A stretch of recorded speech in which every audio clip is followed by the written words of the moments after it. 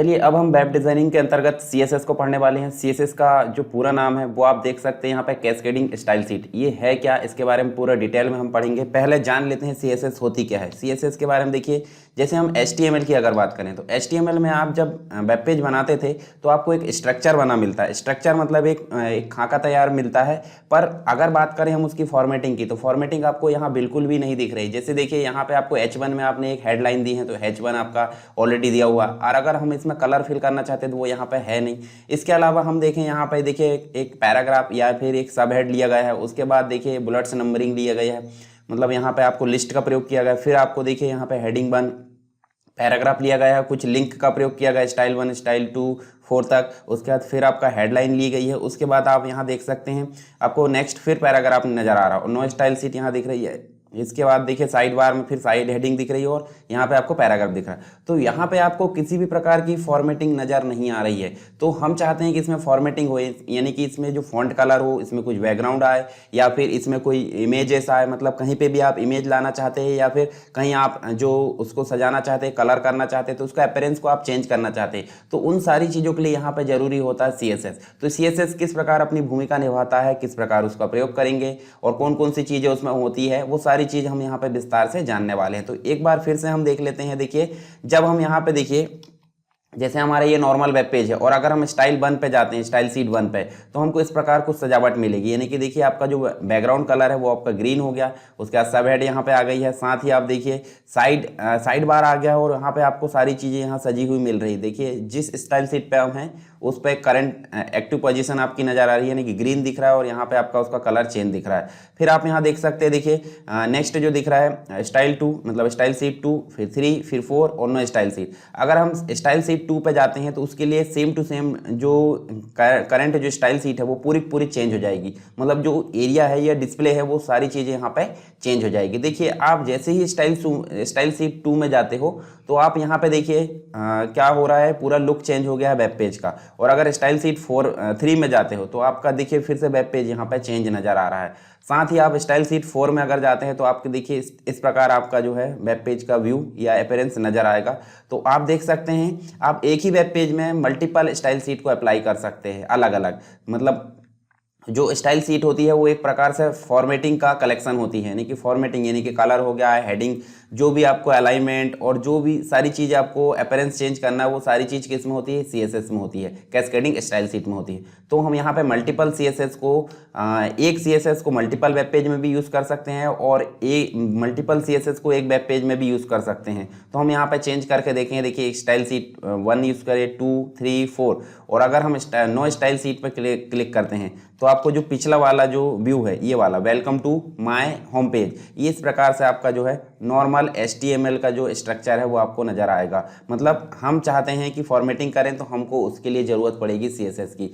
तो आपका web page अगर अट्रैक्टिव या आकर्षक नहीं देखेगा तो आप ऑडियंस यानी कि जो रीडर्स होते हैं आपके वेब पेज के, या जो भी मतलब आप वेब पेज में जो भी विजिटर्स होते हैं वो ज़्यादा से ज़्यादा कैसे आएंगे। तो आपका जो वेब पेज है वो आकर्षक तरीके से दिखना चाहिए, तभी आपके जो विजिटर्स है आपकी वेबसाइट में ज़्यादा से ज़्यादा विजिट करेंगे और जो मतलब आकर्षक दिखने के साथ साथ में जो भी रीडर्स है वो ज़्यादा से ज़्यादा आपकी वेबसाइट में आएंगे। ठीक है, तो लोगों को आकर्षित करने के लिए हमारे पास में CSS एक महत्वपूर्ण साधन है जो कि HTML में फॉर्मेटिंग का काम करती है। तो हम इसी के बारे में विस्तार से यहाँ पे जानने वाले हैं। आई होप ये सारी चीज़ें आपको क्लियर हो गई होगी कि CSS क्यों यूज़ होता है।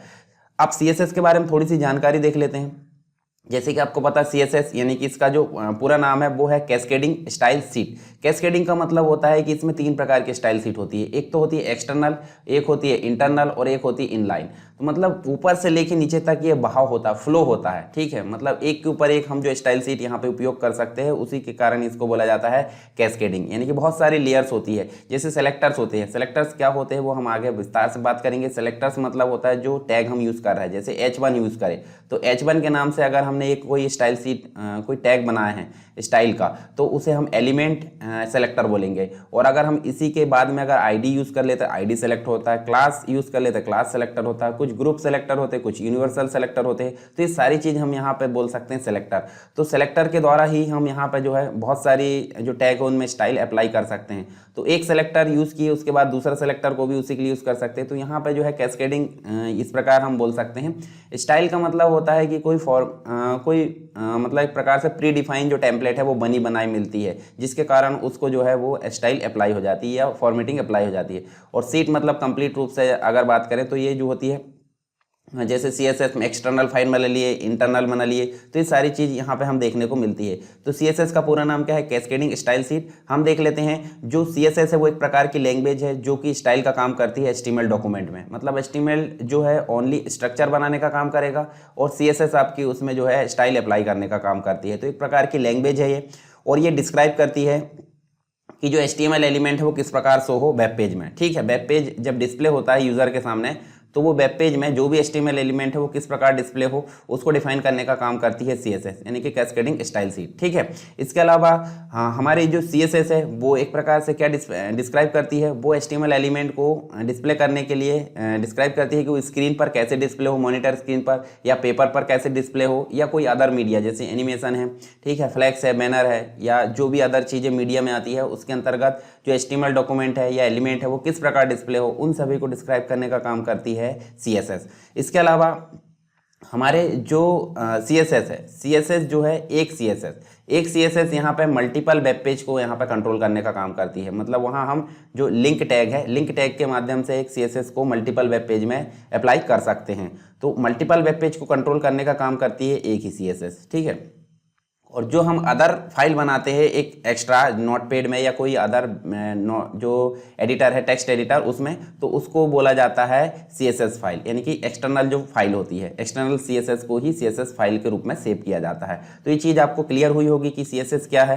ठीक है, समझ में आ गया होगा CSS क्यों यूज़ की जाती है। अब आगे हमको जो है धीरे धीरे सारी चीज़ें इसके अंतर्गत यूज़ करना है। ठीक है, तो चलिए अब देख लेते हैं एक बार और। देखिए जैसे HTML की अगर बात करें तो HTML इस प्रकार से स्ट्रक्चर बनाने का काम करेगा। उस स्ट्रक्चर को अगर व्यवस्थित करना है तो किसकी जरूरत पड़ती है? HTML के साथ में CSS यानी कैस्केडिंग स्टाइल सीट की जरूरत पड़ती है। मैंने बताया था हम वेब पेज डिज़ाइनिंग जो वेब डिज़ाइनिंग का कोर्स कंप्लीट कर रहे हैं, जिसके अंतर्गत आपको HTML यहाँ पे कंप्लीट हो चुका है। अब हम CSS पढ़ रहे हैं, तो CSS के अंतर्गत हम देखिए यहाँ पे इस प्रकार से डिज़ाइन करना सीख जाएंगे। अब ये तो सिर्फ डिज़ाइन हुआ है, अभी काम करेगा कि नहीं, मतलब हाँ ठीक है जैसे हमने डिज़ाइन कर दिए, पर वो काम करेगा जैसे हम देखिए ओके बटन पर क्लिक कर रहे हैं, ओके बटन पर हमने क्लिक करे तो हमारा जो है वो काम करना चाहिए या फिर कोई भी एक्शन वहाँ पर होना चाहिए। तो उस एक्शन को अप्लाई करने के लिए हमारे पास में एक और लैंग्वेज की ज़रूरत पड़ती है जिसको बोला जाता है जावास्क्रिप्ट। ठीक है, जावास्क्रिप्ट। तो जावास्क्रिप्ट एक प्रकार की स्क्रिप्टिंग लैंग्वेज है जो कि HTML या कोई अदर लैंग्वेज के ऊपर डिपेंड होकर चलती है। तो हम अभी HTML के ऊपर डिपेंड करके उसको चलाएंगे।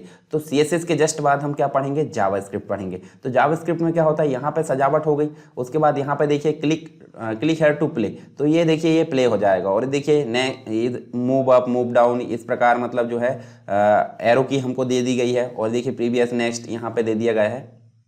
तो ये सारी जो बटन में एक्शन का काम करेगी वो कौन करेगी? जावास्क्रिप्ट करेगी। ठीक है, तो HTML सिर्फ स्ट्रक्चर बनाने का काम करेगा, उसको सजाने का काम कौन करेगा? CSS। और उसमें एक्शन यानी कि उसमें जो एक्टिविटी अप्लाई करने का काम कौन करेगा? जावास्क्रिप्ट करेगा। ये चीज़ें आपको क्लियर हो गई। आगे और एक दो चीज़ें और है, जैसे कि देखिए ह्यूमन की बात करें हम, हमारी जो बॉडी है, बॉडी में जो कंकाल बनाने का काम करेगी, ठीक है, स्केलेटन सिस्टम जो होता है उसको बनाने का काम कौन करेगा? HTML। उसमें जो भी हमारी जो रक्त रहता है, मतलब जो सारी चीज़ हमारी मतलब बॉडी बनाने का काम, और उसके अंदर जो भी चीज़ें रहती ना कि जो ब्लड है, ब्लड का सर्कुलेशन है, और बहुत सारे जो सिस्टम है उसको बनाने का काम कौन करेगा? मतलब जो पहले तो हम CSS की बात कर लेते हैं, CSS। ठीक है, तो देखिए यहाँ पे देखिए जब स्केलेटन सिस्टम बन गया तो उसको सजाने का काम कौन करेगा? मतलब एक इंसान टाइप वो देखना चाहिए, मानव टाइप।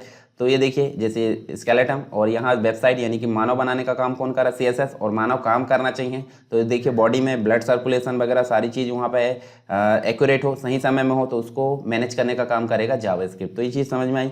फिर एक चीज़ और देख लीजिए यहाँ पे HTML मतलब नॉर्मल एक रोबोट है, रोबोट का एक स्ट्रक्चर बना दी हमने। दूसरी चीज़ उसको प्रेजेंट कैसे करना, उसका अपीयरेंस कैसे दिखना चाहिए, तो सही में आप रोबोट जैसे वो दिखने लगा है। अब रोबोट जैसे दिखने लगा तो पुतला हो गया, पर वो काम करना चाहिए, तो काम करने के लिए यहाँ पे डायनेमिक रूप देने के लिए, एक्शन करने के लिए यहाँ पे जावास्क्रिप्ट का प्रयोग किया जाता है। आई होप ये सारी चीज़ें आपको समझ में आ गई होगी, तीनों चीज़ें, ठीक है, कि कौन कौन सी चीज़ें किस लिए यूज़ होती है। जैसे हमने HTML तो कंप्लीट रूप से देख लिया, पिछले जो वीडियो से आप देख सकते हैं, मैं अभी बता देता हूँ कहाँ से मिलेंगे वो। उसके बाद आप देखिए जावा CSS अभी हम कंप्लीट करने वाले हैं, और उसके बाद हम जावास्क्रिप्ट कंप्लीट करेंगे, तो तीनों हमारी यहाँ कंप्लीट हो जाएगी। फिर हम जो है वेब पेज डिज़ाइनिंग के अंतर्गत जो, या वेब डिज़ाइनिंग के अंतर्गत हमको फोटोशॉप की ज़रूरत पड़ेगी, फोटोशॉप को भी ट्यूटोरियल में लेकर आऊँगा आगे, और अदर चीज़ें जिसकी भी ज़रूरत पड़ती है वो उन सभी चीज़ों को यहाँ पर लेकर आऊँगा, ठीक है। इसके अलावा देखिए मैंने जैसे बात किया वेब डिज़ाइनिंग कोर्स, तो आपको प्लेलिस्ट में जाना है, और इस प्रकार आपको देखिए ये जो है web designing full course for beginners के नाम से यहाँ पे आपको प्लेलिस्ट मिल जाएगी, इसमें आप जाकर पूरा कंप्लीट देख सकते हैं। इसके अलावा देखिए HTML आपको देखना है तो HTML का फुल कोर्स भी आपको मिल जाएगा प्लेलिस्ट में, इनको आपको देखना जाकर, तो वहाँ पे आपको मिल जाएगा, ये लिंक डिस्क्रिप्शन में मिल जाएगी इसकी, ठीक है।